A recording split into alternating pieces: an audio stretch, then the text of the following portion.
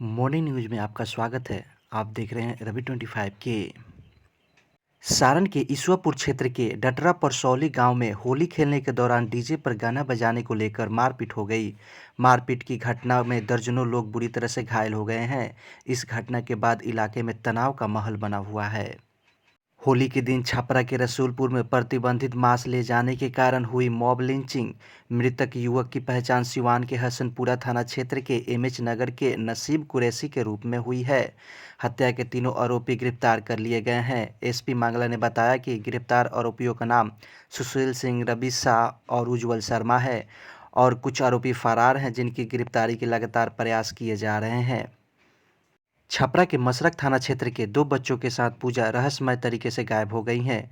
मायके वाले पूजा के पति दीपक सिंह पर और उसके परिजनों पर हत्या और शव को गायब करने का आरोप लगाया है। मायके परिजनों का कहना है कि पूजा के ससुराल वाले बुलेट की मांग 4 साल से कर रहे थे। बिहार के गया जिले के एक गांव में बुधवार को होली का जश्न मना रहे लोगों को एक समूह पर सेना द्वारा कथित रूप से तोप का गोला दागा गया, जिसमें एक ही परिवार के 3 लोगों की मौत हो गई और कई घायल हो गए। बाराचट्टी पुलिस थाने के अंतर्गत आने वाला गुलरवेड गांव सैन्य फायरिंग रेंज से करीब 500 मीटर की दूर पर स्थित है। शंख एक घर के आंगन में गिरा जहां लोग होली के व्यंजन बनाने और रंग खेलने में लगे हुए थे। मृतक की पहचान गोविंद माझी 30 वर्षीय, कंचन कुमारी 27 वर्षीय और सूरज मांझी 18 के रूप में की गई है। मोदी प्रधानमंत्री भारतीय कल्चर को भूलकर फॉरेन कल्चर अपना रहे थे। इटली के प्रधानमंत्री ने भारतीय कल्चर को समझाया। आइए देखते हैं कि डेली करंट अफेयर्स। आप इस चैनल को सब्सक्राइब कर हमारे चैनल से जुड़े रहें। आइए देखते हैं करंट अफेयर्स। रिक्स म्यूजियम नीदरलैंड का राष्ट्रीय संग्रहालय है। यह डच कला और इतिहास को समर्पित है। यह एम्स्टर्डम में वैन गोग संग्रहालय के नज़दीक संग्रहालय स्क्वायर में स्थित है। इसकी स्थापना 19 नवंबर 1798 को हेग में हुई थी। इसे 1808 में एम्स्टर्डम में स्थानांतरित कर दिया गया था। भारत सरकार के कृषि और किसान कल्याण मंत्रालय द्वारा प्रतिवर्ती society small farms agri business consortium ने मिलेट्स गिव अवे नामक एक विशेष विपणन अभियान शुरू किया है। अभियान का उद्देश्य छोटे और सीमांत किसान उत्पादक संगठनों से उनकी आजीविका का समर्थन करने के लिए सीधी खरीद को बढ़ावा देना है। 26 फरवरी से 16 मार्च 2023 तक खाड़ी क्षेत्र में अंतर्राष्ट्रीय समुद्री अभ्यास कैटलेस एक्सप्रेस 2023 का आयोजन किया जा रहा है।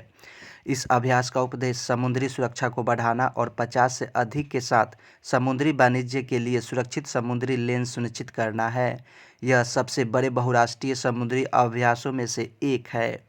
सामाजिक न्याय और अधिकारिता मंत्रालय के प्रमुख कार्यक्रम नशा मुक्त भारत अभियान का उद्देश्य उच्च शिक्षा संस्थानों, विश्वविद्यालय परिसरों, स्कूल और सामुदायिक जुड़ाव पर विशेष ध्यान देने के साथ भारत में युवाओं के बीच मादक द्रव्यों के सेवन के बारे में जागरूकता बढ़ाना है। हाल ही में सामाजिक न्याय और अधिकारिता विभाग और ब्रह्म कुमारी ने एक समझौते ज्ञापन पर हस्ताक्षर किए हैं। रविंद्र जडेजा पहली बार ICC player of the month award के लिए नामित हुए। आईसीसी ने फरवरी 2023 के लिए men's player of the month award के दावेदारों की घोषणा की है। भारतीय ऑलराउंडर रविंद्र जडेजा पहली बार इस अवार्ड के लिए नॉमिनेट हुए हैं। इंग्लिश क्रिकेटर हैरी ब्रुक्स और वेस्टइंडीज के स्पिनर गुडाकेश मोती इसके अन्य दावेदार हैं। जडेजा फरवरी में ऑस्ट्रेलिया के खिलाफ पहले दोनों टेस्ट में प्लेयर ऑफ द मैच बने थे। एडन मार्करम दक्षिण अफ्रीका के टी20 कप्तान बने। डेम्बा ब्यूमा टीम से बाहर हो गए। दक्षिण अफ्रीका ने एडन मार्करम को अपना नया टी20 कप्तान बनाया है। मार्करम इस पद पर डेम्बा ब्यूमा की जगह लेंगे, जिन्होंने पिछले महीने कप्तानी से इस्तीफा दे दिया था। बतौर कप्तान मार्करम की पहली सीरीज वेस्टइंडीज के खिलाफ होगी। इस सीरीज में बमूमा को ड्रॉप कर दिया गया है। वनडे व टेस्ट में बमूमा टीम का नेतृत्व करते रहेंगे। नेशनलिस्ट डेमोक्रेटिक प्रोग्रेसिव पार्टी के नेता नेफ्यू रियो ने 5वीं बार नागालैंड के मुख्यमंत्री के रूप में शपथ ली। नागालैंड में हुए चुनाव में एनडीपीपी बीजेपी गठबंधन ने 37 सीटों पर जीत हासिल की। प्रधानमंत्री नरेंद्र मोदी, केंद्रीय गृह अमित शाह और बीजेपी अध्यक्ष जेपी नड्डा भी कोहिमा में आयोजित शपथ ग्रहण समारोह में शामिल हुए। भारतीय रिजर्व बैंक के गवर्नर शक्तिकांत दास ने सोमवार को कहा कि भारत में होने वाले सभी डिजिटल भुगतान में से 75% भुगतान यूनिफाइड पेमेंट्स इंटरफेस यूपीआई के द्वारा किए जाते हैं, दास ने कहा कि यूपीआई के जरिए जनवरी 2017 में 1700 करोड़ के लेन देन होते थे और यह जनवरी 2023 में बढ़कर 12.98 लाख करोड़ हो गए हैं। बांग्लादेश क्रिकेट टीम के allrounder Shakib Al Hasan one day cricket में बांग्लादेश के लिए 300 विकेट लेने वाले पहले क्रिकेटर बन गए हैं। इंग्लैंड के खिलाफ सीरीज के तीसरे वनडे कैरियर के 227वें मैच में उन्होंने 4 विकेट लेकर यह मुकाम हासिल किया। गौरतलब है कि वनडे में 6,976 रन बनाने वाले साकिब अपने देश के लिए दूसरे सर्वाधिक रन बनाने वाले बल्लेबाज भी हैं। अंतर्राष्ट्रीय महिला दिवस 2023 का theme digit all innovation and technology for gender equality है। साथ ही अंतर्राष्ट्रीय महिला दिवस 2023 अभियान का थीम एम्ब्रेसी इक्विटी है।